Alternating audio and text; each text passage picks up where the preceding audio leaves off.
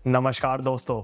Relationship खत्म हो चुका है और एक्स गर्लफ्रेंड अपनी हरकतों से बाज नहीं आ रही है। उसके दिमाग में इस समय चल रही है तो क्या, सिर्फ एक ही चीज, और वो है पैसा पैसा पैसा। पैसा भाई इन लोगों को इतना पागल कर देता है कि ये लोग बताते किसी को कुछ नहीं है, लेकिन इनके दिमाग में हर समय अपना अगला शिकार चल रहा होता है। समझ ही गए होगे भाई किसकी बात कर रहा हूँ, हमारे coach, x coach ego Stimac के बारे में।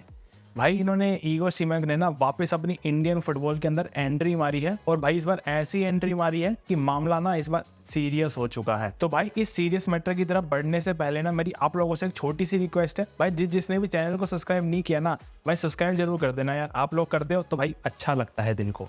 तो भाई देखो अब चलते हैं टॉपिक की तरफ। तो भाई इस मैटर के ऊपर बढ़ने से पहले ना जिन लोगों को इस पूरी कहानी के बारे में नहीं पता, मैं उनको फटाफट से भाई एक फास्ट फॉरवर्ड तरीके से स्टोरी रिवाइंड करवाता हूँ कि एक्चुअल में हुआ क्या था। भाई देखो आज से ना कुछ टाइम पहले जब हमारी भारतीय टीम साफ टूर्नामेंट जीती थी ना, तो साफ टूर्नामेंट में भाई कुवैत और लेबनान की टीम को हराने के बाद हमारे AIFF के ऑफिशियल्स को क्या लगा कि भाई साहब ये तो इंडिया की टीम ने भाई बहुत बड़ा काम कर दिया, ईगो स्टीमैक ने भाई बहुत बड़ी अचीवमेंट ले ली। वहाँ से भाई हमारे श्री शाहजी प्रभाकरन जी ने ऐसा कॉन्ट्रैक्ट साइन किया ईगो स्टीमैक के साथ कि उस कॉन्ट्रैक्ट के अंदर कोई क्लोज है ही नहीं कि अगर AIFF चाहती भी तो भी इनको भाई इनकी पोजीशन से नहीं हटा सकती थी। और बदले में हुआ क्या, AFC एशियन कप के अंदर भाई हमारी टीम की इतनी ज़बरदस्त बेइज्जती हुई है। उसके बाद फीफा क्वालिफायर्स में हम अफगानिस्तान से हार गए अपने ही होम ग्राउंड पर, और राउंड 3 में जाने के लिए जो हमारे पास सबसे गोल्डन अपॉर्चुनिटी थी उसको भी हमने गवा दिया। इनको भाई साफ टूर्नामेंट हराने के बाद लग रहा था ईगो स्टीमैक भारतीय टीम को फीफा वर्ल्ड कप में ले जाएंगे, तो इन्होंने कॉन्ट्रैक्ट सीधा 2026 तक का कर दिया। लेकिन बदले में हुआ क्या, वो आप सबके सामने है। और ऊपर से एक और मजे की बात बताऊं, अफगानिस्तान से होम मैच हारने के बाद ना हमारे एक्स कोच ईगो स्टीमैक ने भाई बोला क्या था, अगर मैं इस भारतीय फुटबॉल टीम को राउंड 3 में क्वालिफाई नहीं करवा पाया ना तो मैं खुद ही अपनी पोजीशन छोड़ के चला जाऊंगा। और फिर हुआ क्या, जब भारतीय टीम भैया राउंड 3 में क्वालिफाई नहीं कर पाई तो ये भाई साहब तो गायब ही हो गए। इनसे भाई जब सारे लोगों ने इनको क्वेश्चन करना स्टार्ट किया, ये कह रहे भाई मैं नहीं छोड़ रहा अपनी पोजीशन, तुमने हटाना है तो हटा दो। और इसी चीज के पीछे इनका मास्टर स्ट्रोक था। हमारी इंडियन फुटबॉल फेडरेशन ने इन्हें बोला कि भैया आप खुद तो हट नहीं रहे हो तो हम ही आपको हटा देते हैं, और साथ में हम आपको 3 महीने की सैलरी भी दे देंगे। लेकिन भाई इनका जवाब क्या था आगे से, ये कहते हैं कि भाई जब मेरे कॉन्ट्रैक्ट के अंदर कोई क्लोज ऐसा था ही नहीं, सीधा 2026 तक का जब मेरा कॉन्ट्रैक्ट है तो मैं 3 महीने की सैलरी लेकर क्यों जाऊं। भाई अगर तुम मुझे हटा रहे हो, मैं खुद तो हट नहीं रहा, तो मुझे चाहिए भाई पूरे 2 साल की सैलरी। और ये बात सुनते ही ना भाई हमारा इंडियन फुटबॉल फेडरेशन पूरी तरीके से हो गया कंफ्यूज कि अब करा क्या जाए। वो एक्चुअल में कंफ्यूज सैलरी की वजह से नहीं हुए थे, वो कंफ्यूज इसलिए हो गए थे कि भाई उनको समझ नहीं आ रहा था कि हमें हमारी ही टक्कर का बंदा कैसे मिल गया। हमें तो लगा हम ही सबसे खतरनाक लोग हैं जो पैसा अंदर कर लेते हैं, ये तो कोई हमारे से भी बड़े लेवल का आ गया। तो यहाँ से भाई उसके बाद हुआ क्या, भाई ईगो स्टीमैक ने अपनी पोजीशन तो छोड़ दी, लेकिन उन्होंने कहा कि भाई मुझे 1 से 2 महीने के अंदर ना अपने पूरे 2 साल की सैलरी चाहिए। अगर तुमने नहीं दी तो मैं ये केस लेकर फीफा के पास चला जाऊंगा, क्योंकि भाई मेरा केस तो देखो पूरे तरीके से स्ट्रॉन्ग है।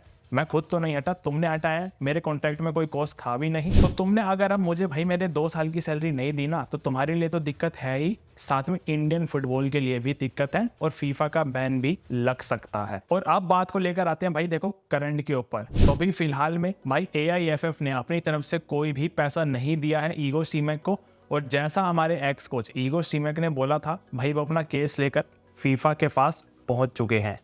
और अब वो जब फीफा के पास पहुंचे हैं ना तो भाई अब AIFF को भी अपनी तरफ से जवाब देना पड़ेगा, क्योंकि भाई ईगो स्टीमैक ने ना अपनी स्टेटमेंट के अंदर साफ साफ बोला है कि भाई मेरा जो केस है वो पूरे तरीके से क्लियर है, और मेरा जो भाई वकील है वो इसको आराम से हैंडल कर लेगा। क्योंकि भाई मैं खुद बताऊं अपनी तरफ से, ईगो स्टीमैक का जो केस है ना वो स्ट्रॉन्ग इसलिए भी है क्योंकि जब कॉन्ट्रैक्ट के अंदर भाई कोई कॉस्ट था ही नहीं तो AIFF को अब उन्हें पूरी सैलरी देनी ही पड़ेगी।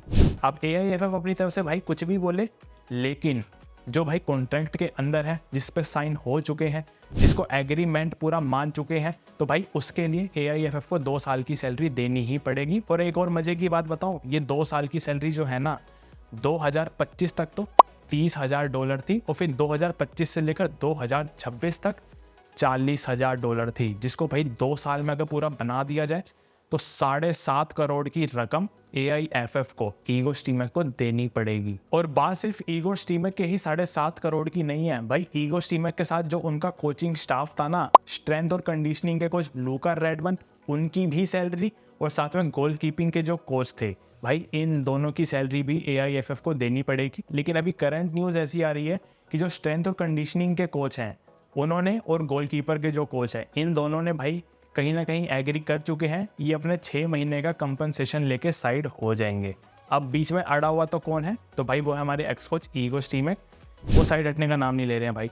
AIFF ने उनको पहले ऑफर किया 3 महीने की सैलरी, वो उसमें भी नहीं माने। फिर 6 महीने की सैलरी ऑफर करी, वो उसमें भी नहीं माने। वो कह रहे भाई जब मेरा कॉन्ट्रैक्ट ही ये है जिसमें कोई क्लोज था ही नहीं, 2026 तक का मेरा कॉन्ट्रैक्ट है, तो मैं क्यों 3 महीने की सैलरी लेकर साइड हो। भाई मुझे तो मेरे पूरे 2 साल के 7.5 करोड़ रुपए चाहिए, और जितना ये लेट करते जाएंगे उतना उसके ऊपर इंटरेस्ट लगता जाएगा और उतना ही अमाउंट बढ़ता जाएगा। और अब इसी पॉइंट पर आकर ना हमारी इंडियन फुटबॉल फेडरेशन फंस चुकी है।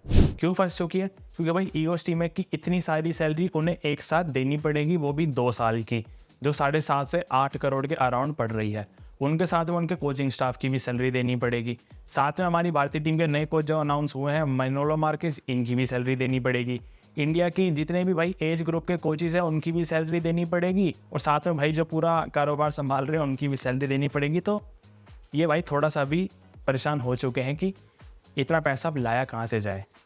जिस पैसे को हम ऑलरेडी यूज़ कर चुके हैं, अब क्या कहकर किसी से हम मांगे। मैं मानता हूँ एक बार को ये अमाउंट दे भी सकते हैं किसी तरह, लेकिन भाई ये जो पूरा मैटर है ना, ये दोनों साइड की इन्होंने ना एक तरीके से आप ऐसा कह लो फेस दिखा दिए हैं फैंस को, कि हमारा AIFF ने भी क्या किया उस टाइम के अंदर, और जिस कोच के ऊपर इतने फैंस भरोसा कर रहे थे ईगो स्टीमर, उन्होंने भी बस क्या किया है, उन्होंने भी बस आराम से अपना पैसा खाया। अब इस पूरे सिनेरियो का भाई देखो असर क्या पड़ सकता है इंडियन फुटबॉल के ऊपर, उसके ऊपर भी बात कर लेते हैं। अब होगा क्या, AIFF को अपनी तरफ से पूरी सैलरी देनी पड़ेगी। अगर नहीं देते हैं तो भाई फीफा बैन का जो खतरा है ना, वो मंडरा रहा है अब इंडियन फुटबॉल के ऊपर। वो इसलिए मंडरा रहा है क्योंकि अगर AIFF के पास पैसे ही नहीं होंगे तो वो देंगे कहाँ से।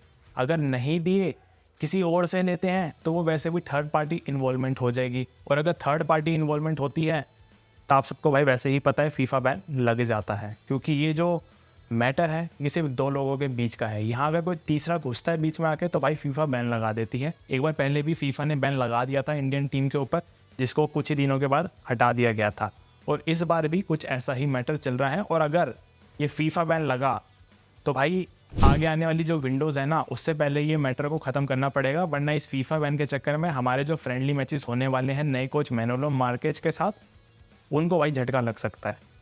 तो ये जो भी पैसों का मामला है ना भाई, इसको निपटाना ज़रूरी है, क्योंकि देखो अमाउंट छोटा नहीं है AIFF के लिए। जहाँ पर भाई वो 3 से 6 महीने की सैलरी ऑफर कर रहे हैं, तो आप यहाँ से समझ सकते हो कि कहीं ना कहीं पैसों की कमी तो है ही उनके पास, जो हमेशा से रहती है। और एक साथ 8 से 10 करोड़ का अमाउंट पूरे ईगो स्टीमर के साथ उनके कोचिंग स्टाफ को देना, ये उनके लिए भाई काफ़ी ज़्यादा दिक्कत अब होने वाली है। तो भाई लास्ट में देखो, अगर मैं अपनी तरफ से अपना एक ओपिनियन दूँ तो भाई मैं सिर्फ इतना ही कहना चाहूँगा कि भाई जितनी भी एक्स से रिलेटेड चीज़ें होती है ना, इनका मामला और जितना भी काम हो भाई सारा पहले ही निपटा देना चाहिए, वरना ये फ्यूचर में आगे जाकर भाई दिमाग ख़राब ही करती हैं और आपकी मेंटल हेल्थ भी ख़राब करते हैं, जैसा अभी हमारे एक्स कोच ईगो स्टीमर कर रहे हैं इंडियन फुटबॉल फेडरेशन के साथ। तो ऑल राइट गाइस यार, आज की वीडियो में बस इतना ही। मैं उम्मीद करता हूँ आप लोगों को वीडियो पसंद आई होगी। वीडियो पसंद आई तो भाई वीडियो को लाइक कर देना, चैनल को भी सब्सक्राइब कर देना, ताकि आगे की वीडियोज़ आप लोगों के पास आती रहे। तब तक मिलते हैं अगली वीडियो में अगली कहानी के साथ। जय हिंद।